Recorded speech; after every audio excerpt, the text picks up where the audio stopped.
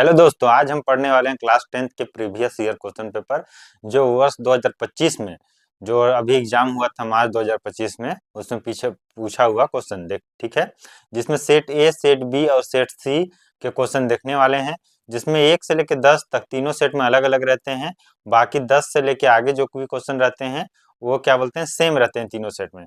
तो पहले 1 से लेकर 10 तक तीनों सेट का देखेंगे, इसके बाद फिर आगे का देखेंगे। ठीक है, तो सबसे पहले सही विकल्प चुनिए। सबसे पहले क्या है, सही विकल्प चुनिए। देखिए, अपन क्या है कि इसके साथ साथ कॉन्सेप्ट भी सीखते जाएंगे। डायरेक्ट ये नहीं कि टिक लगाए और आगे बढ़ते रहे। ठीक है, कॉन्सेप्ट भी सीखेंगे। देखिए, बोला है बिंदु 2-3, बिंदु 2-3। तो मैं आपको बताया था जब इसका वो भी करा रहा था कि ऐसे अपन एक याद रख लेंगे क्या, एक्स।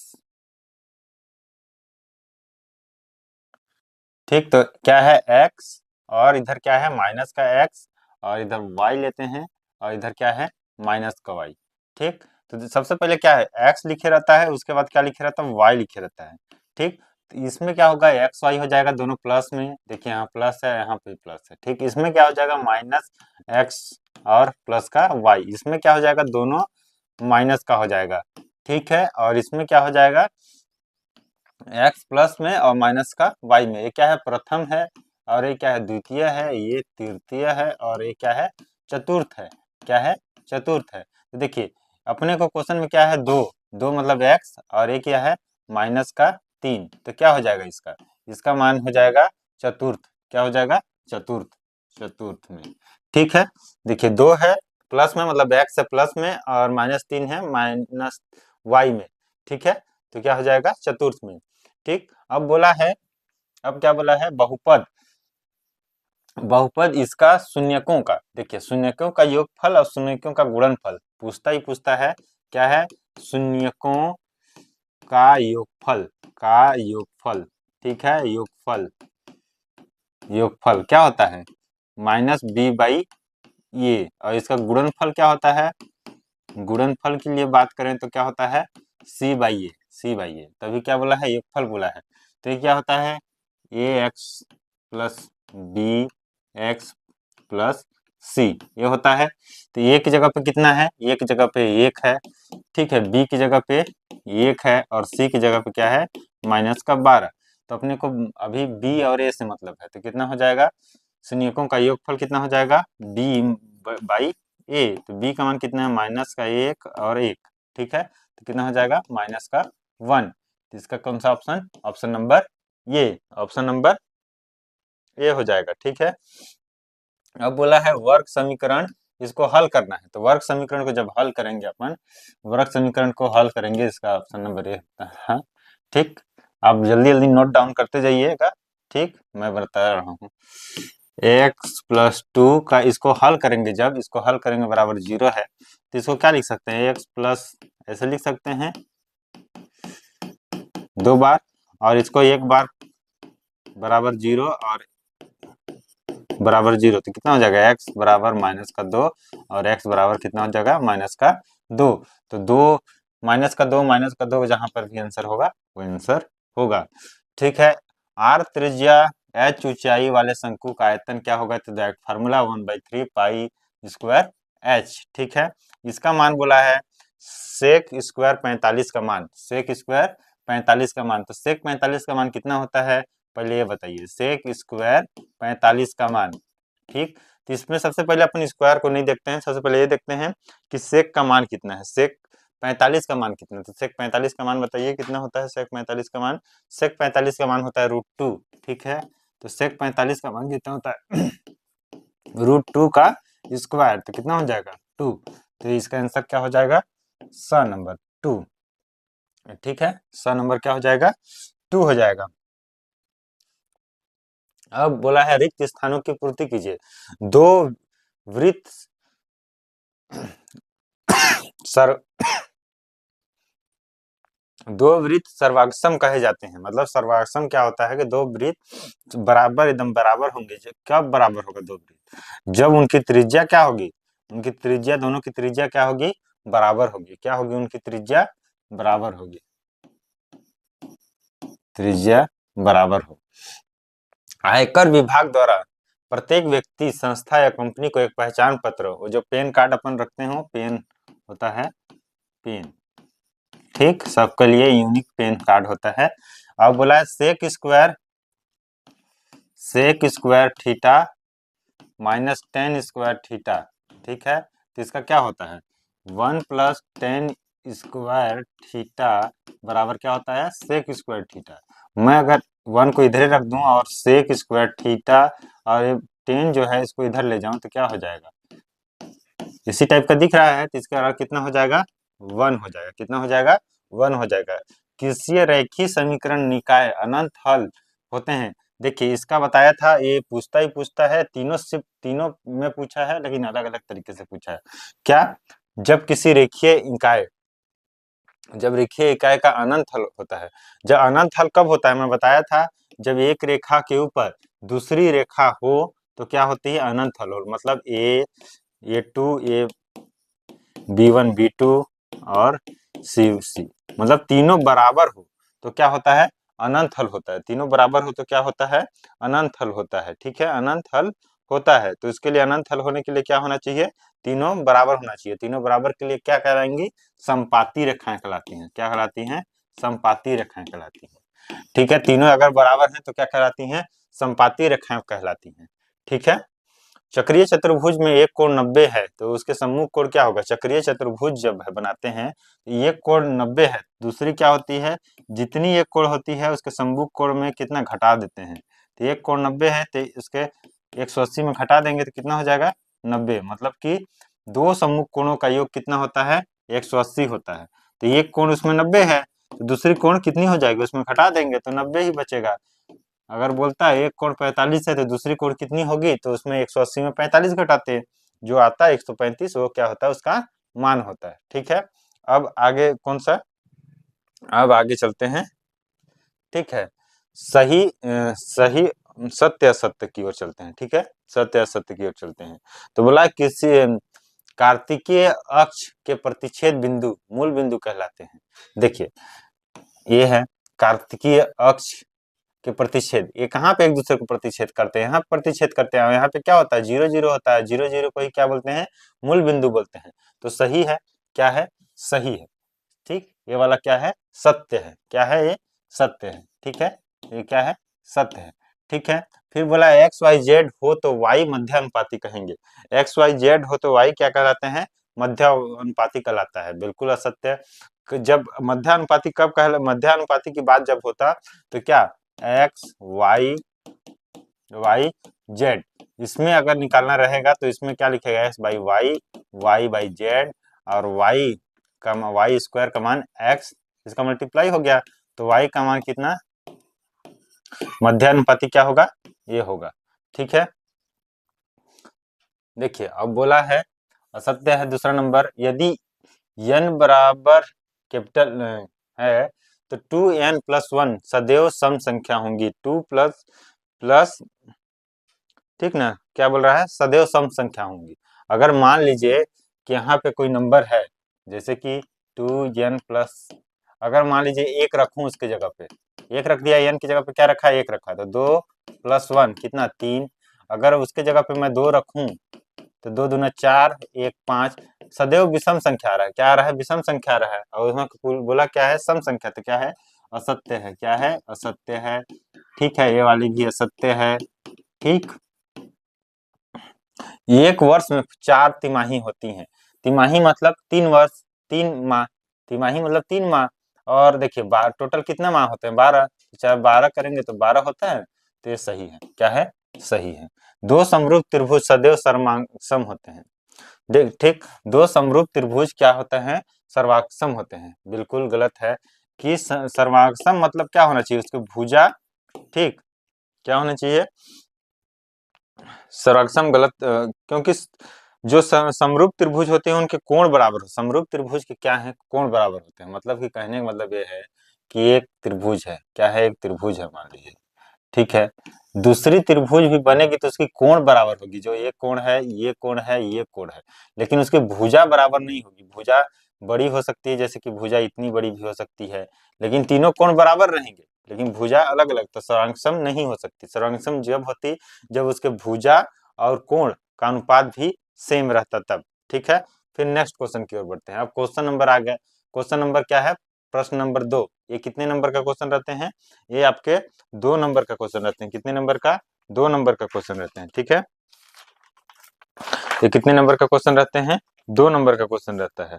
ठीक, और 2 नंबर का क्वेश्चन आपके 3 नंबर के क्वेश्चन तक क्या रहते हैं? तीनों शिफ्ट में अलग अलग रहते हैं। तो 2 नंबर का क्वेश्चन देखते हैं। सबसे पहले इसको क्या बोला है? बोला है 4 10। ठीक, अब इसको हल कीजिए। देखिए, आप यहाँ पे इसका मान मत याद करने लगे कि 70 का क्या मान है, 20 का मान। इसको सीधे कॉन्सेप्ट रहती है कि 10-20 को क्या लिख सकते हैं? 10-20 को क्या लिख सकते हैं बताइए? 10-20 को क्या लिख सकते हैं? 10-20 को लिख सकते हैं 10-90 माइनस, ऐसे लिख सकते हैं। ठीक है भाई, 20 है यहाँ पे। अब मैं 90 में 70 घटाऊंगा तो फिर कितना बचेगा? 20 बचेगा। तो इसको क्या लिख सकते हैं? कॉट 10-90 माइनस थीटा बराबर क्या होता है? 10-90 माइनस थीटा बराबर क्या होता है? क्या होता है? कॉट थीटा होता है। क्या होता है? कॉट थीटा होता है। तो यहाँ पे जो थीटा है वो थीटा कितना है? 70 है, तो कॉट 70 हो जाएगा। अब मैं उसी को यहाँ पे लिख लिया 4 10 70। यहाँ पे क्या हो जाएगा? कॉट 70। ठीक हो गया। अब यहाँ पे क्या होगा? 10-70, इसको 1 प्लस 1 बट्टे में क्या हो जाएगा? 10-70 हो जाएगा कि नहीं होगा? ये देखिए, इसको 10 कोई भी 10 थीटा बराबर क्या होता है? कॉट थीटा बराबर क्या होता है? 1/10 थीटा। मतलब ये एक दूसरे का अपोजिट होते हैं। तो इतना लिख लिए। अब ये क्या हो जाएगा? कट जाएगा। क्या हो जाएगा? कट जाएगा। ये और ये कट जाएगा, तो बचेगा कितना? 4। तो इसका आंसर कितना हो जाएगा? 4 हो जाएगा। कितना हो जाएगा इसका आंसर? 4 हो जाएगा। ठीक है, अब क्वेश्चन नंबर 3 की ओर बढ़ते हैं। क्वेश्चन नंबर 3 बोला है कि 1/2 और 1 माइनस 1/2 का समांतर माध्य निकालिए। तो समांतर माध्य बराबर क्या होता है? समांतर माध्य अंकों का योग बट्टे अंकों की संख्या। ठीक है, अंकों का योग बटे अंकों की संख्या होता है। ठीक, तो कितना हो जाएगा इसका? कितना हो जाएगा? देखिए, 1/2 और प्लस का -1/2 और बट्टे में 2। ठीक है, तो ये क्या हो जाएगा? 0/2। तो कितना हो जाएगा? 0 हो जाएगा। कितना हो जाएगा? 0 हो जाएगा। इसका समांतर माध्य कितना हो जाएगा? 0 हो जाएगा। तो क्वेश्चन नंबर 4 की ओर बढ़ते हैं। क्वेश्चन नंबर 4 क्या बोल रहा है कि एक रेखा बिंदु 7-10, मतलब कि x1 और y1 कितना दिया है? 7 और 10 दिया है। और यहाँ पे क्या है? x2 और y2 कितना दिया है? 8 और 11 दिया है। होकर गुजरती है तो परवर्ता पर रेखा की परवर्ता। ठीक है, परवर्ता या ढाल, इसी को क्या बोलते हैं? ढाल। क्या होता है? रेखा की परवर्ता या ढाल क्या होता है? ठीक है, रेखा की परवर्ता या ढाल क्या होता है? y2 माइनस y1 बट्टे में क्या होता है? x2 minus x1। तो यहाँ पे y2 कितना है? 11 है। ठीक है, y1 कितना है? 10 है। ठीक है, x2 कितना है? 8 है। ठीक, और x1 कितना है? 7 है। तो घटाएंगे तो कितना है? 1/1। तो कितना हो जाएगा? 1 हो जाएगा। कितना हो जाएगा? रेखा की परवर्ता या ढाल कितना हो जाएगा? 1 हो जाएगा। कितना हो जाएगा? 1 हो जाएगा। और इसको किससे डिनोट करते हैं? m से। तो इसको ऐसे लिख सकते हैं। ठीक, m बराबर 1 आ गया। फिर नेक्स्ट क्वेश्चन नंबर 5 की ओर बढ़ते हैं। निम्नलिखित आंकड़ों की माध्यिका ज्ञात कीजिए। सबसे पहले तो इसको बढ़ते क्रम में जमाएंगे। क्या करेंगे? बढ़ते क्रम में जमाएंगे। 37 के बाद क्या है? 40 40 के बाद 41 के बाद 42 के बाद 43 के बाद 44 के बाद 48। ठीक है, और टोटल गिनेंगे कितने संख्या है? ठीक है, 1 2 3 4 5 6 7। 7 है तो n+1/2। तो 7 + 1/2 तो कितना हो जाएगा? 8/2 मतलब 4। तो जो चौथा नंबर में होगा वही माध्यिका होगा। 1 2 3 और 4। तो माध्यिका कितनी होगी? माध्यिका कितनी होगी? 42 होगी। कितनी होगी? 42। ठीक है, यही आंसर होगा। ठीक। क्वेश्चन नंबर 6, क्वेश्चन नंबर 6 का बोला है इसका गुणनखंड निकालिए। बहुपद दिया हुआ है, इसको क्या है? गुणनखंड निकालिए। तो ऐसा में तोड़ना है इसको कि गुणा करने पे कितना है? गुणा करने पे 15 और जोड़ने घटाने पे कितना आना चाहिए? 8 आना चाहिए। तो कितना हो जाएगा? देखिए ये दोनों माइनस माइनस का गुणा होगा तो कितना हो जाएगा? प्लस हो जाएगा, प्लस का 15। और इन दोनों को एड हो जाएंगे तो कितना हो जाएगा? माइनस का 8 हो जाएंगे। तो यहाँ पे कितना हो जाएगा? एक्स कॉमन निकाल लिया तो एक्स माइनस 5 बचा। यहाँ से 3 कॉमन निकाल लिया तो एक्स माइनस 5 बचा। ठीक है, 5 बचा तो इसको क्या लिख सकते हैं? एक्स 3। ये इसके क्या होंगे? गुणनखंड होंगे। क्या होंगे? गुणनखंड होंगे। थोड़ा सा फास्ट तरीके से देखेंगे क्योंकि तीनों शिफ्ट के पेपर अपने को सॉल्व करना है। ठीक है, तीनों शिफ्ट के पेपर अपने को क्या करना है? सॉल्व करना है। ठीक है, थोड़ा सा फास्ट देखेंगे अपन। अब बोल रहा है इसको देखिए, 2-3 तरीके से अपन इसमें डायरेक्ट फार्मूला लगा सकते हैं। और फार्मूला अगर याद नहीं है, ठीक, कि कौन सा योगा अंतरा लगेगा कि क्या लगेगा, ठीक, तो उससे दिक्कत नहीं है। अपने को क्या है? अपने को लेके आना है, जो दिया है वो सिद्ध करना है। तो अब मैं क्या कर सकता हूँ? दोनों साइड +1 जोड़ सकता हूँ। दोनों साइड क्या कर दिया? दोनों साइड 1 जोड़ने पर, ठीक, दोनों साइड क्या किया? दोनों पक्षों में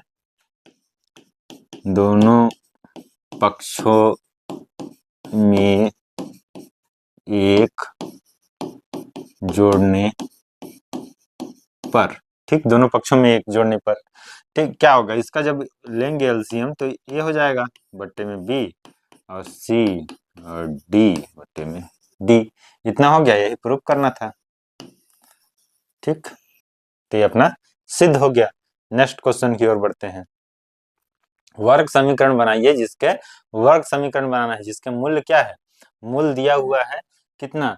-8 और 4। इसको क्या बोलते हैं? अल्फा और बीटा। इसको क्या बोलते हैं? अल्फा और बीटा बोलते हैं। ठीक है, अल्फा और बीटा बोलते हैं। तो इसका सिंपल सा फार्मूला होता है। क्या होता है? फार्मूला होता है सिंपल सा। क्या फार्मूला होता है? इस x² plus alpha plus beta, ठीक, x माइनस अल्फा बीटा बराबर 0। ठीक है, क्या होता है? -0, यहाँ प्लस रहता है। ठीक है, ये क्या होगा?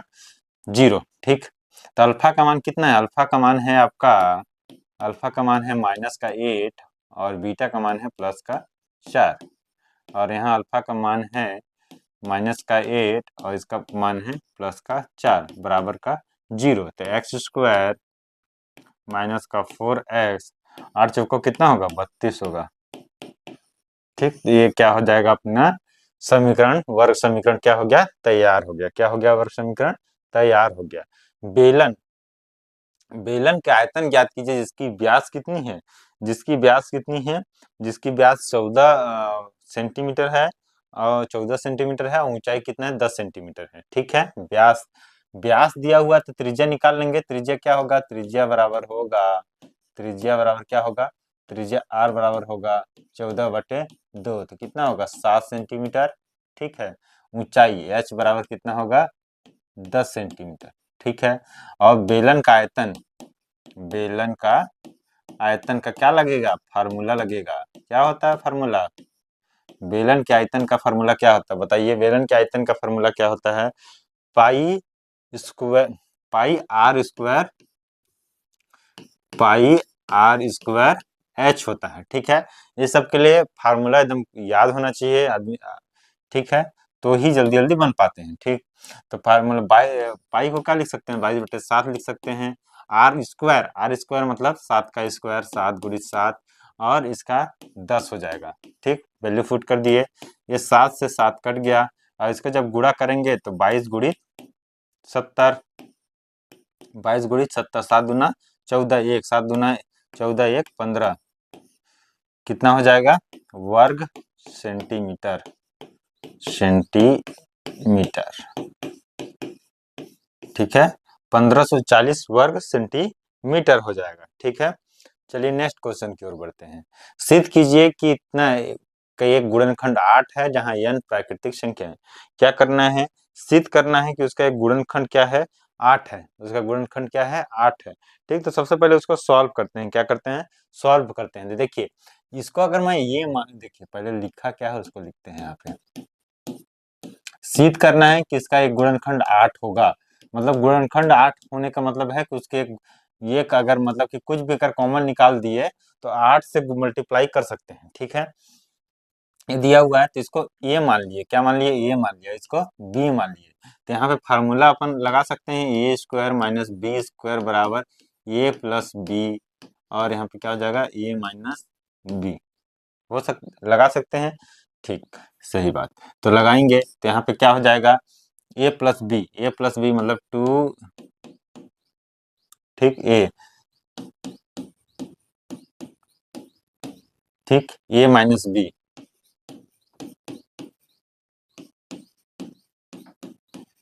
ठीक, क्योंकि ए माइनस किया जब मैं तो ये माइनस में हो गया और ये क्या हो गया, प्लस में हो गया। तो यहाँ से देखिए क्या क्या कट सकता है, क्या क्या कट सकता है, तो क्या क्या कट सकता है, ये कैंसिल आउट हो जाएगा, यहाँ से ये और ये कैंसिल आउट हो जाएगा। तो इसको अगर इसका गुणा करेंगे, जोड़ेंगे तो कितना हो जाएगा, 4n हो जाएगा, ठीक। और इसको इसको यहाँ पे से जोड़ेंगे तो कितना हो जाएगा, मल्टीप्लाई में 6 हो जाएगा, कितना हो जाएगा, 6। तो 6 चौको 24n, 24, इसको क्या लिख सकते हैं, 8 गुणित 3n। तो इसका गुणनखंड, एक गुणनखंड क्या है, ये गुणनखंड 3 भी है, गुणनखंड 8 भी है, तो बोला है एक गुणनखंड 8 है जहाँ n प्राकृतिक संख्या है, तो सही, ये गुणनखंड क्या है, 8 है। ये अपने को सिद्ध करना था, सिद्ध हुआ, सिद्ध हुआ कि दिए गए समीकरण, दिए गए समीकरण का एक गुणनखंड क्या है, 8 होगा, ठीक है, एक गुणनखंड 8 होगा, ठीक। फिर नेक्स्ट क्वेश्चन की ओर, नेक्स्ट क्वेश्चन की ओर अपन बढ़ते हैं, क्या करते हैं, नेक्स्ट क्वेश्चन की ओर अपन बढ़ते हैं। तो सबसे पहले नेक्स्ट क्वेश्चन की देख लें कि सेट नंबर 2 देख लें, ठीक। तो मैं सेट नंबर 2 देख लेते हैं, ठीक, सेट नंबर 2 देख लेते हैं सीधे सीधे, ठीक। इसके बाद ये बड़े बड़े क्वेश्चन को करेंगे, छोटे छोटे पहले क्वेश्चन कर लेते हैं।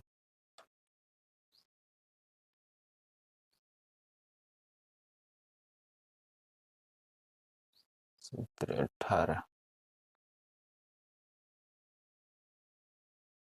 हाँ ये सेट नंबर 2, ठीक है, क्या है, सेट नंबर 2। तो सेट नंबर 2 में क्या पूछा था, sine square, sine square 45, sine square 45 का मान क्या होगा। तो जो ऐसे उसमें सेक स्क्वायर का पूछा था, इसमें साइन स्क्वायर का पूछा है, तो साइन स्क्वायर 45 तो कितना होता है, 45 का मान कितना होता है, 1/√2 होता है, और इसका स्क्वायर कर देंगे तो 1/2 हो जाएगा, कितना हो जाएगा, 1/2 कहाँ पे है, द में, ठीक, 1/2। देखिए उसमें बोला था, उसमें भी चतुर्थांश के लिए पूछा था, मतलब कि आप इतना मान लीजिए कि शिफ्ट 1 में जो पूछा है वही घुमा फिरा के शिफ्ट, मतलब सेट ए में जो पूछा है वही सेट बी में, और वही सेट सी में पूछेगा। थोड़ा बहुत बस संख्या के अंतर रहते हैं, बाकी तो कोई अंतर आजकल पेपर में नहीं रहता, ठीक। तो यहाँ पे देखिए क्या है, यहाँ पे माइनस में है, कौन सा, एक्स माइनस में है और वाई प्लस में है, तो एक्स माइनस में है, वाई प्लस में है, किस में है, एक्स माइनस में है और वाई प्लस में है, इसमें सेकेंड नंबर में, क्या इसमें सेकेंड नंबर, देखिए एक्स माइनस में है और वाई प्लस में है, तो ये कितना हो जाएगा, द्वितीय। संख्या से कोई लेना देना, सामने देखना है कि माइनस है कि प्लस है, ठीक है। इसमें देखिए माइनस में है और ये प्लस में है, ठीक। इसको बोला है क्यू, जीरो का मान निकालिए, तो क्यू एक्स, ठीक है, क्यू एक्स बराबर कितना, एक्स स्क्वायर -3x+5, तो जीरो का मान निकालिए तो कितना हो जाएगा, 0 0 प्लस का 5, तो कितना हो जाएगा, 5, कितना हो जाएगा, 5, तो कितना हो जाएगा यहाँ पे, द नंबर। द्विघात समीकरण का अधिकतम मूल्य होंगे, द्विघात समीकरण का अधिकतम कितने मूल्य होते हैं, अधिकतम 2 मूल्य होते हैं, द्विघात समीकरण के कितने मूल्य होते हैं, 2 मूल्य होते हैं भाई, अल्फा एंड बीटा 2 मूल्य होते हैं, द्विघात समीकरण के 2 रूट होते हैं, ठीक है। शंकु का आधार होता है, शंकु का आधार कैसा होता है, देखिए शंकु है, इसका आधार कैसा है, इसका आधार कितना है बताइए, इसका आधार क्या है, इसका आधार गोला, ये क्या है, ये क्या दिख रहा है, ये गोलाकार ही दिख रहा है ना, तो इसका आधार क्या होता है, गोलाकार होता है, ठीक है। इसका आधार क्या होता है, गोलाकार होता है। रिक्त स्थानों की पूर्ति कीजिए, उस जीवा को क्या बोला है, उस जीवा को जो वृत्त के केंद्र से होके गुजरती है, वृत्त के केंद्र से होके गुजरती है, उसको क्या बोलते हैं? देखिए क्या है कि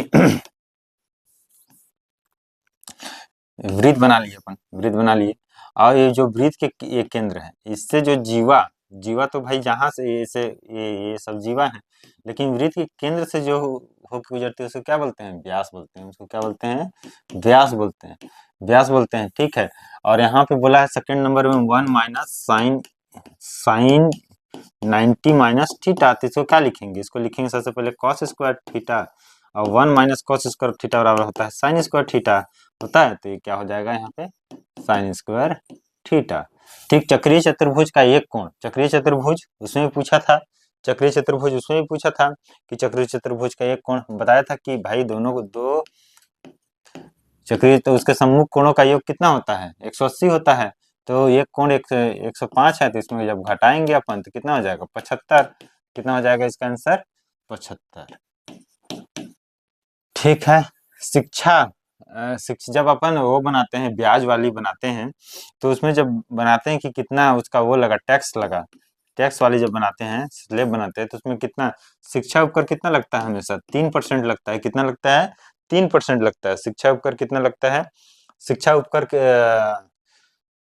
किस, अच्छा बोला है वो तो लगता है 3%, लेकिन पूछा क्या है? शिक्षा उपकर की राशि पर किस राशि पर लगाया जाता है? तो किस राशि पर लगाया जाता है? आय पर लगाया जाता है। शिक्षा उपकर किस पे लगाया जाता है? आय पे लगाया जाता है, आय कर पे लगाया जाता है, आयकर पे। ठीक, जो आयकर होता है, जो अपन टैक्स देते हैं, आय पर लगाया, शिक्षा उपकर किस पे लगाया जाता है? आय पर लगाया जाता है। ठीक है, किस पे लगाया जाता है? इसको आयकर नहीं, आय लिख देते हैं अपन, लेकिन आयकर ही होगा। शिक्षा ऊपर किस पे लगाया जाता है? उपकर बोला है, कर के ऊपर कर, मतलब आयकर पे लगाया जाता है। यदि किसी रेखीय समीकरण का निकाय अद्वितीय हल है, तो अद्वितीय हल है, जब अद्वितीय हल होगा तो क्या होगा? जब बताया था कि a बटे ये 2 और b1 बटे b2, अगर ये प्रतिच्छेदी रेखा है तो इसके क्या होंगे? अद्वितीय हल होगी। क्या होगी? प्रतिच्छेदी रेखा है। क्या है? प्रतिच्छेदी रेखा। क्या होंगी? प्रतिच्छेदी रेखा। अगर ये तीनों बराबर होंगे तो कौन सी रेखा? समपाती रेखा। और इसके क्या होते हैं? इसके अनंत हल होते हैं, जो पिछले सेट में पूछा था। अनंत हल बचा एक ठो, क्या? a1 a2 b1 b2 और, लेकिन c1 c2 बराबर नहीं होंगे। ये क्या होता है? ठीक है, इसके अद्वितीय हल होते हैं, प्रतिच्छेद रेखा रहते हैं, और ये क्या होते हैं? अद्वितीय हल होता है इसका। ठीक है, क्या होता है? अद्वितीय हल होते हैं इसके। ठीक है, प्रतिच्छेदी रेखाएं होते हैं और इसके क्या होता है? अद्वितीय हल होते हैं। और एक ये बचा, ठीक है, ये वाला 3, ये अगले सेट में पूछा होगा, ये कंफर्म है पूछा। अगला देखते हैं। ठीक है, अगला देखते हैं। दो विषम संख्याओं का योग सदैव विषम होता है। दो विषम संख्याओं का योग, देखिए 1 + 3, दो विषम संख्या है, इसको जोड़ेंगे तो 4 आ जाएगा। 3 + 5, इसको जोड़ेंगे तो 8 आ जाएगा। सदैव विषम होता है, मतलब क्या है? असत्य है। क्या है? असत्य। सम हो रहा है, सदैव सम हो रहा है। किसी समकोण त्रिभुज का कर्ण सबसे बड़ी भुजा होती है। देखिए, समकोण त्रिभुज में जो कर्ण है यही सबसे बड़ी भुजा होती है ना। ये कर्ण जो है सबसे बड़ी भुजा होती है। ये क्या है? सत्य होगा। ठीक। सावधि जमा खाते में आवर्ती जमा खाता की तुलना कम ब्याज मिलता है। सावधिक जमा खाते में, सावधि जमा खाते में क्या होता है? ज्यादा ब्याज मिलता है। सावधि जमा खाते में क्या होता है? ज्यादा ब्याज मिलता है। आवर्ती जमा खाते की तुलना में कम ब्याज नहीं, सावधि में क्या होता है? सावधि में ज्यादा ब्याज। इसको क्या बोलते हैं? सावधि को क्या बोलते हैं? सावधि को क्या बोलते हैं? फिक्स डिपॉजिट बोलते हैं। क्या बोलते हैं इसको? फिक्स डिपॉजिट बोलते हैं। अपन फिक्स एक बार फिक्स कर दिए, और देखिए एक क्या हो? आवर्ती। आवर्ती में क्या होता है? जो रोज रोज अपन पैसा देते हैं, नहीं, दुकान वाले जमा करते हैं 50 100, रोज 100 रुपए या 50 रुपए जो जमा करते हैं, उसमें ज्यादा इकट्ठा मैं 1 लाख जमा कर दिया और रोज 50 50 करके 1 लाख जमा किया, तो किसमें ज्यादा ब्याज मिलेगा? जो इकट्ठा जमा किया उसमें ज्यादा ब्याज मिलेगा ना। तो सावधि में क्या मिलता है? ज्यादा ब्याज मिलता है। तो ये क्या है? असत्य है। आवर्ती में ज्यादा ब्याज नहीं मिलता, सावधि में क्या मिलता है? ज्यादा ब्याज मिलता है। ठीक है। ठीक, और फिर हाँ, क्या होता है एक्स अक्ष और वाई अक्ष, देखिए एक्स है और ये क्या है वाई है, दोनों एक दूसरे के लंबवत हैं, परस्पर क्या है लंबवत है, परस्पर क्या है लंबवत है, तो सत्य हो जाएगा ए बी सी, बी तृतीय अनुपाती है, असत्य बताया था अभी कि A B double C D, तो क्या होता है क्या होता है, यह सत्य होगा, यह सत्य होगा, ये सत्य होगा, ठीक है, यह सत्य होगा और ये सत्य होगा। अब अपन क्या पहुंच गए, क्वेश्चन नंबर सेकंड की ओर पहुंच गए। क्वेश्चन नंबर सेकंड क्या बोल रहा है इसमें, ठीक है, क्वेश्चन नंबर सेकंड क्या बोल रहा है, क्वेश्चन नंबर सेकंड बोल रहा है प्रश्न नंबर दो, प्रश्न नंबर दो का हल, ठीक है, दो का हल देखते हैं अपन। तो क्या बोल रहा है इसमें, x square plus 10x plus 24 का योगफल एंड गुणनफल ज्ञात कीजिए, ठीक, बहुपद दिया हुआ है, क्या दिया है बहुपद दिया हुआ है, तो इसको क्या a x square plus b x plus c से पहले क्या करेंगे, तुलना करेंगे, तुलना करें जब, तो ए बराबर कितना निकल गया, ए निकल गया, बी बराबर कितना निकल गया 10 निकल गया, और सी बराबर कितना निकल गया 24 निकल गया, तो क्या होगा शून्यकों का योगफल, शून्यकों का क्या होगा योगफल, शून्यकों का योगफल माइनस बी बाई ए, ठीक है, शून्यकों का गुणनफल, शून्यकों का गुणनफल कितना c बाई ए, तो यहाँ b बाई ए है तो माइनस का है तो माइनस लगा दिए, b बाई ए तो कितना हो जाएगा माइनस का 10, और यहाँ पे c बाई ए 24 बाई ए तो कितना हो जाएगा 24, ठीक, तो ये आंसर हो जाएगा -10 और 24, एक योगफल पूछा है और एक का पूछा है गुणनफल पूछा है, ठीक है। अब क्वेश्चन नंबर 3 की ओर, क्वेश्चन नंबर अपन 3 की ओर बढ़ते हैं, ठीक है, क्वेश्चन नंबर 3 की ओर बढ़ेंगे, तो क्वेश्चन नंबर 3 यही बना लेते हैं इसको मिटा लेते हैं, ठीक है, फिर क्वेश्चन नंबर 3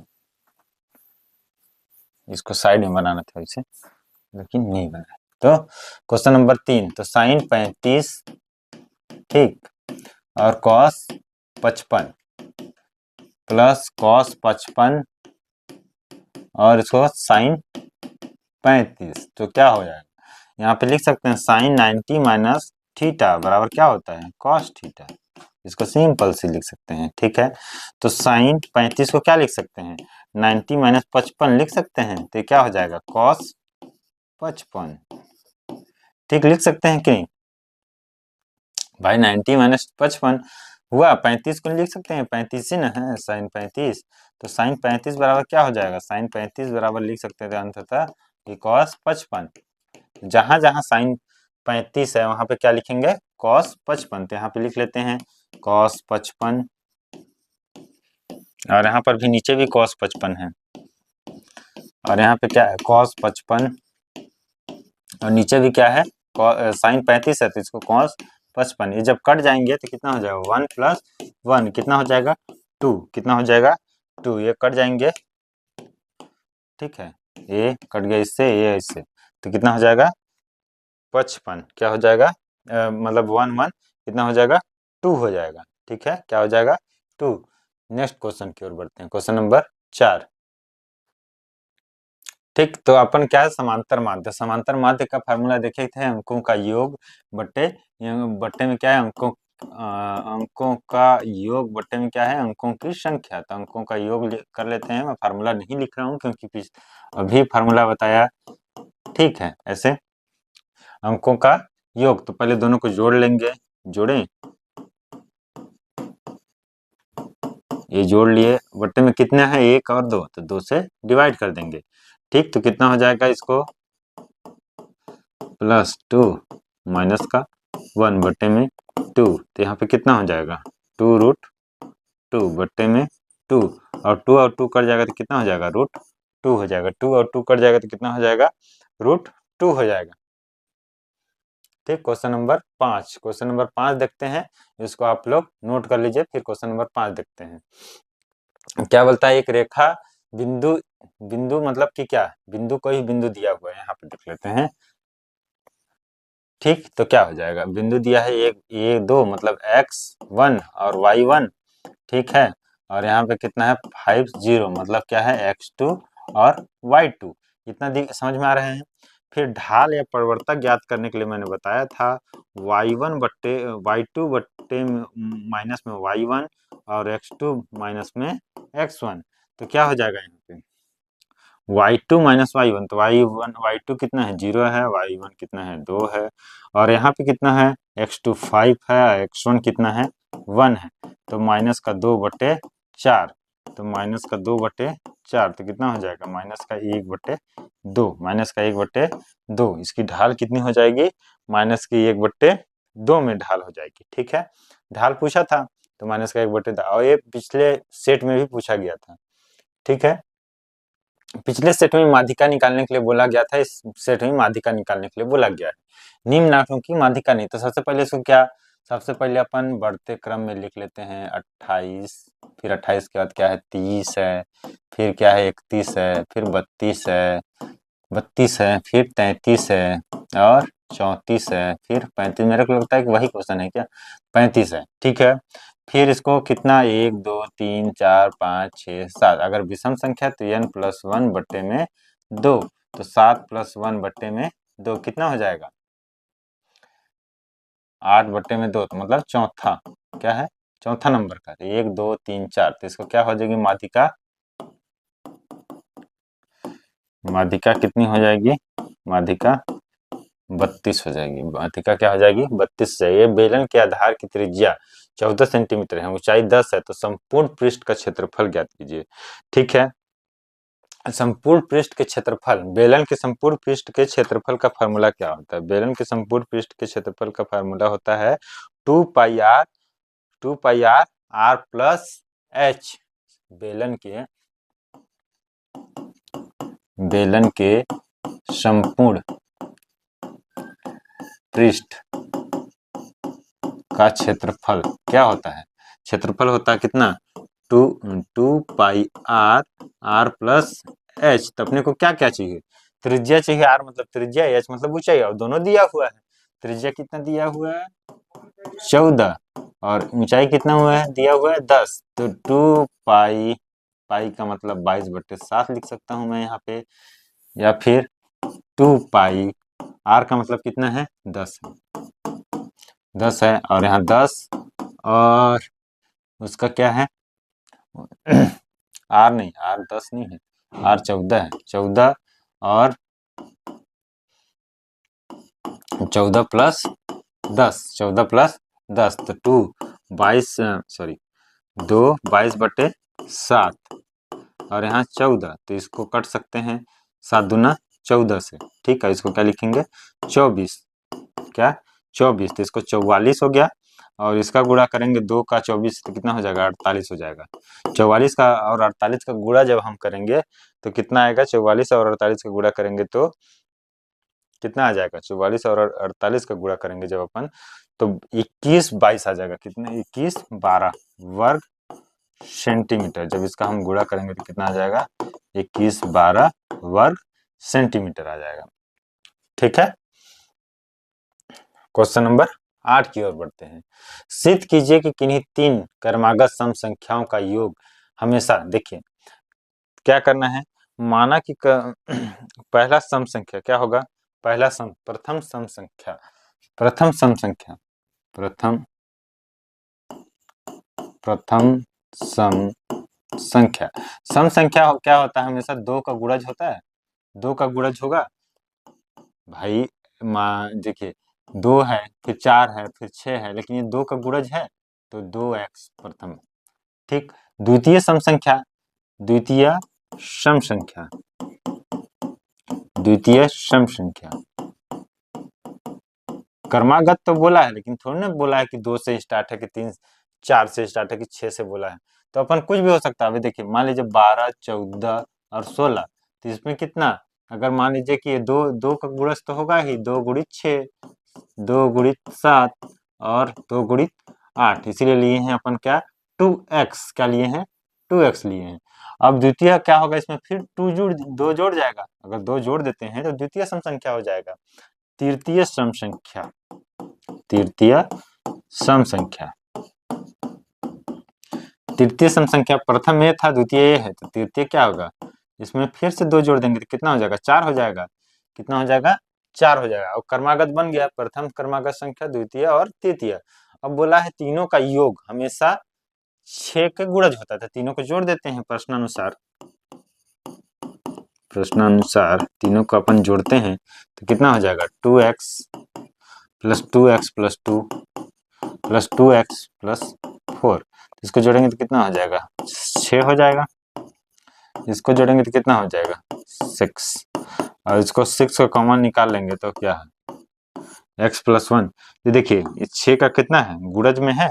6 के किस में है, गुणज में है। तो ये क्या हुआ, अपन सिद्ध कर दिए। सिद्ध हुआ कि क्रमागत सम संख्या, 3 क्रमागत सम संख्या हमेशा 6 के गुणज में होता है। क्या होता है, 6 के गुणज में होता है। क्वेश्चन नंबर 9 की ओर बढ़ते हैं। क्या है क्वेश्चन नंबर,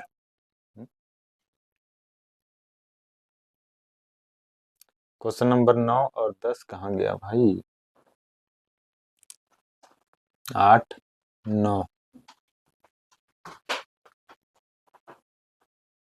क्वेश्चन नंबर 9 बोला है ए बट्टे में क्या,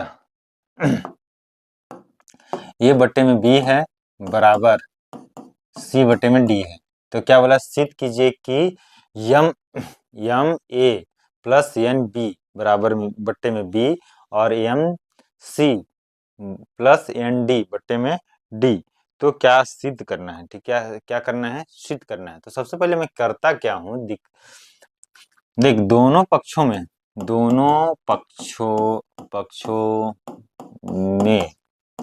यम का गुणा तथा यन का भाग देने पर, या फिर इसको ये भी लिख सकते हैं, या यम बटे यन का गुणा करने पर, आपका जो सही लगे वो कर सकते हैं।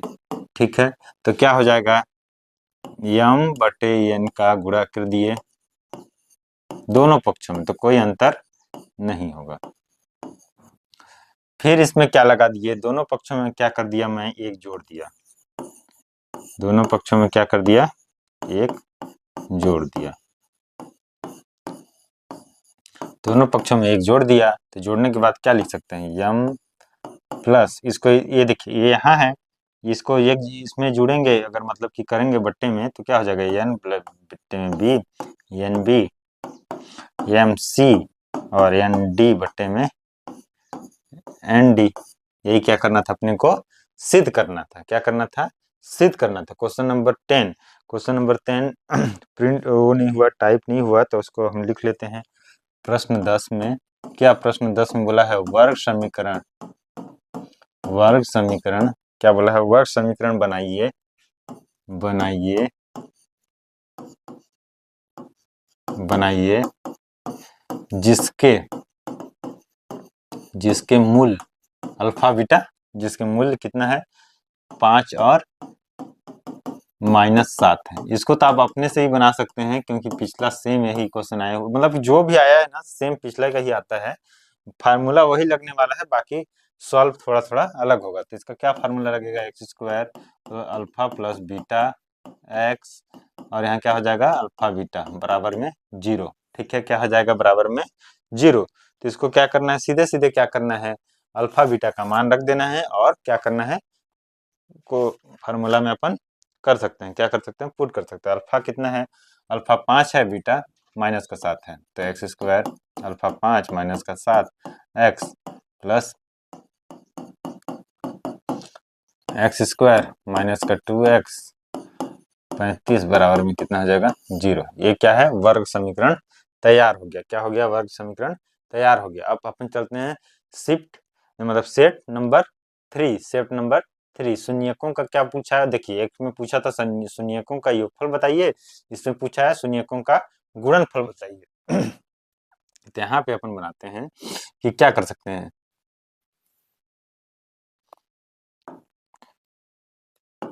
तो क्या कर सकते हैं, एक्स स्क्वायर प्लस 4 बराबर तो इसको किससे कंपेयर करेंगे, x square plus b x plus c से। तो क्या हो जाएगा, ए बराबर कितना हो, 1 हो जाएगा, बी बराबर 4 हो जाएगा, और सी बराबर भी 4 हो जाएगा। तो शून्यकों का क्या होगा, शून्यकों का शून्यकों का क्या हो जाएगा, गुणनफल, शून्यकों का गुणनफल बराबर सी बाई ए, सी बाई ए, तो 4/a, तो कितना हो जाएगा 4 हो जाएगा, कितना हो जाएगा 4 हो जाएगा, तो कितना हो जाएगा ये 4 हो जाएगा। निम्नलिखित में से कौन सा एक द्विघात समीकरण नहीं है? द्विघात समीकरण कौन सा नहीं है? देखिए जहां जहां स्क्वायर है, देखिए इसका गुणा करेंगे तो स्क्वायर हो जाएगा, ठीक है, इसका भी स्क्वायर दिया हुआ है, इसका भी करेंगे तो स्क्वायर हो जाएगा, लेकिन इसका करेंगे तो नहीं होगा, तो ये नहीं है, तो उसी को टिक लगाए। कोसेक 60 का मान ज्ञात कीजिए, कोसेक स्क्वायर 60 का मान ज्ञात कीजिए। तो cos 60 का मान कितना होता है? cos 60 का मान होता है 2√3। cos 60 का मान कितना, कोसेक स्क्वायर 60 पूछा है, तो cos 60 का मान कितना होता है 2√3, 2√3 का स्क्वायर 4/3, 4/3, 4/3, ठीक है। बिंदु देखिए पूछा है, मैं बताया था कि घुमा फिरा के वही क्वेश्चन है, दोनों माइनस है, इसमें क्या है, दोनों में माइनस है, माइनस है तो किसमें है, चतुर्थ में, किसमें है, चतुर्थ में, किसमें, चतुर्थ, ठीक। आर त्रिज्या यल तिर्यक ऊंचाई वाले शंकु का क्या है, शंकु का वक्रपृष्ठ, तो शंकु का वक्रपृष्ठ क्या होता है, शंकु का वक्रपृष्ठ कितना होता है, पाई आर एल होता है, क्या होता है, पाई आर एल होता है, तो इसका क्या फॉर्म ये हो जाएगा, ठीक। सी अपन अब क्या 1 प्लस कॉट स्क्वायर, इसको क्या लिख सकते हैं, कॉट को 1 क्या, इसको कॉसेक स्क्वायर थीटा लिखेंगे, और रूट लगा है तो यहाँ भी रूट हो जाएगा, स्क्वायर और रूट हट जाएगा तो क्या हो जाएगा, कॉसेक थीटा, क्या हो जाएगा, कॉसेक। यदि किसी रेखीय समीकरण का निकाय का कोई भी हल नहीं है, तब रेखीय समीकरण, जब कोई हल नहीं होता है, जब कोई हल नहीं होता है तो क्या होता है, जब कोई हल नहीं होता है तो, जब कोई हल नहीं होता है तो क्या, मैं बताया था कि पूछा होगा अगले अगले शिफ्ट में, a/a2b1 और a, जब कोई हल नहीं होते हैं तो रेखा क्या होती हैं, रेखा क्या होती हैं, समांतर रेखाएं होती हैं। जब समांतर रेखाएं होती हैं, जैसे ये रेखा है, उसी की जस्ट समांतर में रेखा जा रही थी, इसके क्या होगा, इसका कोई हल नहीं है। हल किसका होता है, जब रेखा प्रतिच्छेद कर दें तब रेखा हल होता है, रेखा प्रतिच्छेद कर दें तो उसकी क्या फार्मूला होती है, उसकी ये होती है, ठीक है, रेखा प्रतिच्छेद कर दिया। और अनंत हल कब होता है, जब रेखा के ऊपर रेखा हो जाए, मतलब ए बटे में ये तीनों क्या हो जाए, बराबर हो जाए, तो क्या होती है, अनंत हल होता है। जब रेखा के ऊपर रेखा होती है तो इसमें क्या होती हैं, रेखाएं समांतर होती हैं, क्या होती हैं, रेखाएं क्या होती हैं, समांतर रख होती हैं। चक्रीय चतुर्भुज का एक कोण 60 है, तो दो सम्मुख कोण कितना, सम्मुख कोणों का योग कितना होता है, 180 होता है, तो इसको 120 होगा। तीनों में पूछा है। वृत्त की सबसे बड़ी जीवा को क्या कहते हैं, वृत्त की सबसे बड़ी जीवा को क्या कहते हैं, व्यास कहते हैं, पिछले में पूछा था। वृत्तीय वर्ष की समाप्ति कब होती है, वृत्तीय वर्ष की समाप्ति कब होती है बताइए, वित्तीय वर्ष कब समाप्त होता है, 31 मार्च को, कब होता है, 31 मार्च, ठीक है, 31 मार्च, ठीक। ये अपना रिक्त स्थान हो गया। अब बड़ा क्या सही है, सत्य असत्य, किस राशि पर ब्याज की गणना की जाती है, उसे किसी जिस राशि पर ब्याज की गणना की जाती है उसे मूलधन कहते हैं, बिल्कुल सही है, क्या सही है कि नहीं है, मूलधन, अच्छा सॉरी, उसको क्या कहते हैं, मूलधन कहते हैं, ये क्या कहते हैं, मूलधन। और यहाँ पे क्या दिया है, मिश्र धन, मिश्र धन क्या होता है, मूलधन प्लस ब्याज, तो मूलधन पर ज्ञात की जाती है, तो क्या हो जाएगा, ये असत्य हो जाएगा, ठीक है, मूलधन पर गणना की जाए। दो त्रिभुज संगत भुजानुपातित हो तो वह समरूप नहीं होती हैं। जब संगत भुजानुपातित हो तो समरूप होती हैं, क्या होती हैं, वो समरूप होती हैं, ये क्या है, असत्य, समरूप होती हैं। देखिए ये क्या बोला है, 0.5, 0.5, ठीक है, अपन x यहाँ y और यहाँ पे माइनस का x और माइनस का y, तो सबसे पहले 0.5, 0.5 लिखेंगे तो ये 0 हो जाएगा, ये 5 में हो जाएगा, तो x 0 में यहाँ और 5 में इधर कहीं होगा, तो बोला y अक्ष पे स्थित है, तो बिल्कुल y अक्ष पे स्थित है, तो क्या हो जाएगा, सत्य हो जाएगा, क्या हो जाएगा, सत्य हो जाएगा। फिर ए बी सी है तो सी मध्यानुपाती है, क्या ये तीनों में पूछ चुका है, असत्य, क्या हो जाएगा, असत्य। दो विषम संख्याओं का योग सदैव सम संख्या होता है, सत्य। ठीक, जोड़ के देख लीजिए, 1 + 3 4, ठीक है, 3 + 5 8, सदैव सम संख्या आ रहा है। क्या आ रहा है? सदैव सम संख्या आ रहा है। ये हो गया। अब क्वेश्चन नंबर 2 की ओर। समांतर माध्य देखिए, उसमें पूछा था, इसमें पूछा है, तो क्या करते हैं? समांतर माध्य बराबर समांतर माध्य बराबर क्या करते हैं? समांतर माध्य दोनों संख्याओं को जोड़ लेते हैं और 2 से डिवाइड कर देते हैं। क्या करते हैं? 2 से डिवाइड कर देते हैं। तो ये कट जाएगा तो कितना हो जाएगा? 2x बटे में 2, तो कितना हो जाएगा? x। क्या हो जाएगा? x हो जाएगा इसका समांतर माध्य। ठीक, p x y1 x2 y2, ढाल बराबर क्या होता है? ढाल या प्रवणता बराबर क्या होता है रेखा की? y2 - y1 x2 - x1। ठीक है, तो y2 कितना है? y2 8 है और 7, x2 कितना? 6 है और 3 है, तो 1 बट्टे में 3 क्या होगी? रेखा की ढाल या प्रवणता 1/3 होगी। क्वेश्चन नंबर 3 हो गया। माध्यिका निकालने का है, तो माध्यिका निकालने के लिए सबसे पहले इसको बढ़ते क्रम में लिखते हैं। बढ़ते क्रम में लिखेंगे तो कितना हो जाएगा? सॉरी, 38 के बाद क्या है? 38 के बाद 40 है, फिर 41 है, फिर 42 है, फिर 43 है, फिर 44 है और फिर 45 है। 1 2 3 4 5 6 7, तो n + 1 मतलब n कितना है? 7 है, तो 7 + 1 बटे में 2, तो 8 बटे में 2 कितना हो जाएगा? 4। तो चौथा नंबर पर कौन है? 1 2 3 और 4, ये कितना हो जाएगा? 42। माध्यिका कितना हो गया? 42 हो गया। ठीक है, क्वेश्चन 5। क्वेश्चन नंबर 5 सिद्ध कीजिए। क्या करना है? सिद्ध करना है। क्या करना है? सिद्ध करना है अपने को। तो सिद्ध करना है, सिद्ध करना है तो इसमें एक फार्मूला लगता है, sin a + b। sin a + b बराबर क्या होता है? sin a, ठीक है, cos b, और यहाँ पे क्या हो जाएगा? cos a sin b। तो यहाँ पे देखिए, इसको जब करेंगे, यहाँ पे है sin 63, ठीक है, cos 27 प्लस cos 63 और sin 27, ठीक है, sin 27। ठीक, तो यहाँ पे क्या हो जाएगा? sin 63 और 27, जब इसको जोड़ेंगे तो क्या हो जाएगा? sin 90। sin 90 कितना हो जाएगा? sin 90 कितना हो? 1। इसका वैल्यू कितना हो गया? 1 हो गया। तो सिद्ध हो गया। क्या हो गया? सिद्ध हो गया। जांच कीजिए कि गुणनखंड है, क्या है उसका? एक x - 1 क्या है? गुणनखंड है। तो गुणनखंड कैसे निकालेंगे? जांच करना है क्या कि x - 1 क्या है? उसका गुणनखंड है। छठवां नंबर क्या है? x - 1 क्या है? गुणनखंड है।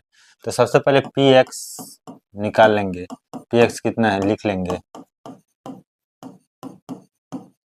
ठीक है, x - 1 गुणनखंड है, इसको 0 इधर बनाएंगे और x बराबर कितना?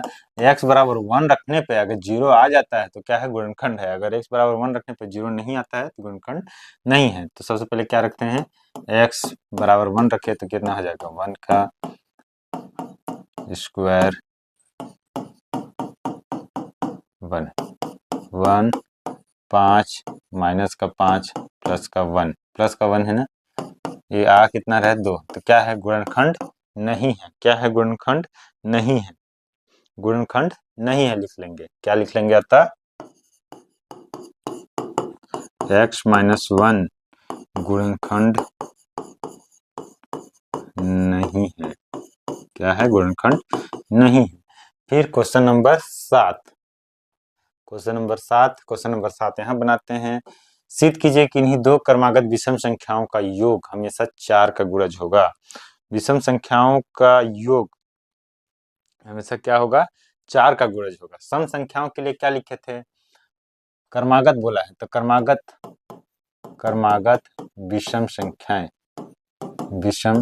संख्याएं क्या होगा? माना क्या होगा? सम संख्या 2x और उसमें 1 जोड़ देंगे तो विषम हो जाएगा। तो क्या हो जाएगा? यहाँ पे 2x + 1 और 2x + 1 और 2x + 3 भी 2x + 2 जोड़ देते तो क्या होता है? सम संख्या हो जाता, लेकिन 3 जोड़ दिए तो क्या हो जाएगा? विषम संख्या हो जाएगा। दोनों को अगर जोड़ देते हैं, अब दोनों को क्या करेंगे? जोड़ देंगे। 2x + 1 ठीक है, प्लस 2x प्लस 3 बराबर क्या, इसको जोड़ेंगे तो 4x प्लस 4, 4x प्लस 4, तो 4x प्लस 1 तो कितना हो जाएगा ये 4x प्लस 1, तो 4 क्या है, 4 का क्या है, गुणज है, क्या हुआ, सिद्ध हुआ, सिद्ध हुआ, ठीक, सिद्ध हुआ। 8, यदि इतना दिया है तो सिद्ध कीजिए कि तो क्या होगा, a बट्टे बी बराबर में c बट्टे डी, c बट्टे डी, ठीक, बोला है कितना दिया है तो इसके ठीक ना। तो अब क्या करेंगे, सबसे पहले क्या करते हैं देखिए, तो सिद्ध कीजिए कि बट्टे बी, सिद्ध करना है कि ए बट्टे बी होगा, तो करेंगे क्या, इसमें क्या कर सकते हैं, ठीक है, इसमें क्या कर सकते हैं, इसमें सबसे पहले क्या कर सकते हैं, इसको अपन दो मेथड से सॉल्व कर सकते हैं, अगर करना चाहें तो दो मेथड से सॉल्व कर सकते हैं। सबसे पहले क्या, इस सी को इधर ले आते हैं, इस सी को इधर ले आए और इसको इधर लेके गए, इधर लेके गए, अब क्या किए कि इसमें घटा दिए, माइनस दोनों पक्षों में क्या, एक घटाने पर एक घटा दिया मैं दोनों पक्षों में भाई, दोनों पक्षों में एक घटा दिया। अब दोनों पक्षों में जब एक घटाया तो इसको क्या लिख सकते हैं, ए माइनस सी बट्टे में सी, और इसको क्या, बी माइनस डी बट्टे में डी लिख सकते हैं। अब मैं इसको इधर ले आया, ए माइनस सी, और इसको फिर इधर लेके आ गया, इसको इधर लेके चला गया। अब सी बट्टे डी को अपन क्या लिखे थे, ए बट्टे बी लिखे थे, तो इतना बराबर इतना हो गया, सिद्ध हो गया, यही सिद्ध करना था, सिद्ध हुआ, सिद्ध हुआ। इसको अगर के मान के अगर सिद्ध करना चाहें तो के मान के भी कर सकते हैं, उसमें लंबा पड़ता है, इसमें आराम से आदमी 2-3 स्टेप में कंप्लीट हो जाता है, ठीक है। वह समीकरण बनाइए जिसके मूल अल्फा और बीटा का मान दिया है, अल्फा का मान कितना दिया है -5 और बीटा का मान कितना दिया है -11, तो क्या हो जाएगा, x square alpha plus beta x minus alpha beta plus alpha beta बराबर 0, तो एक्स स्क्वायर दिया है, ठीक है, -5 और -11, -5 और -11 बराबर 0, ठीक है, तो एक्स स्क्वायर 16x और 55 बराबर का 0। एक बेलन का आयतन 30-80 घन सेंटीमीटर और ऊंचाई 20 सेंटीमीटर, तो त्रिज्या, बेलन की त्रिज्या ज्ञात कीजिए, बेलन का आयतन क्या होता है, बेलन के आयतन का फार्मूला बनाइए, बताइए, फिर आगे अपन बेलन का आयतन का फार्मूला, बेलन का आयतन का फार्मूला, आयतन v बराबर पाई स्क्वायर h, ठीक है, तो आयतन का फार्मूला क्या हो गया इधर कितना दिया हुआ, आयतन दिया हुआ है 30-80, कितना दिया हुआ है 30-80 दिया हुआ है, आयतन अपने को दिया हुआ है, ठीक है। अब पाई अपने को भी है, ऊंचाई भी है, बस आर नहीं, तो पाई अपन यहाँ पे लिख सकते हैं 22/7, आर स्क्वायर नहीं है, एच कितना है, एच 20, ठीक है, इसको इधर ले आइए 30-80 बट्टे में 20, ठीक है, उसको भी ले जाते हैं इधर ऊपर में और ये आ गया नीचे में। अब इसको क्या करेंगे, अपन सॉल्व कर लेंगे, क्या कर लेंगे, सॉल्व कर लेंगे, तो सॉल्व करेंगे, क्या करेंगे, सॉल्व करेंगे, तो देखिए ये 0 से 0 कट गया, ठीक है, 0 से 0 कट गया, 2 से कट गया तो कितना हो जाएगा, 2 से कटेगा तो 15 दूना 30 और 4, 2 से कट गया, और फिर ये 2 से कटेगा तो 11 और 2 से कटेगा तो 7 दूना 14, 7 दूना 14 और 7, ठीक, फिर इस 11 से कटेगा तो कितना हो जाएगा, 7 हो जाएगा, तो 7 गुणित 7 और इधर स्क्वायर लगा है तो एक 7 निकल गया, तो आर बराबर कितना हो गया, त्रिज्या कितना हो गया 7 सेंटीमीटर, कितना हो गया 7 सेंटीमीटर। अब आपके सारे क्वेश्चन जो छोटे छोटे क्वेश्चन थे, मतलब जो छोटे छोटे क्वेश्चन थे, मतलब कि 1 से लेके 10 तक के क्वेश्चन थे, वो छोटे छोटे 2 से 3 नंबर से 3 नंबर तक के वो क्वेश्चन तीनों सेट ए, सेट बी और सेट सी में कंप्लीट हो चुके हैं। अब अपन बचे क्या है, बचा है अपना कौन सा क्वेश्चन, बचा है अपना 11 से लेके 18 तक के क्वेश्चन, इसको अपन नेक्स्ट वीडियो में देखेंगे, तब तक के लिए धन्यवाद, और लाइक कीजिए, सब्सक्राइब कीजिए, जितना से जितना हो सके उतना शेयर कीजिए, ठीक है। जितना लाइक कीजिएगा, जितना सब्सक्राइब कीजिएगा, उतना मनोबल बढ़ेगा और सारे अच्छे अच्छे वीडियो लेके आऊँगा, इंपॉर्टेंट क्वेश्चन के वीडियो लेके आऊँगा। लेकिन सबसे पहले मेरे सब्सक्रिप्शन बढ़ने चाहिए और लाइक भी बढ़ने चाहिए। धन्यवाद।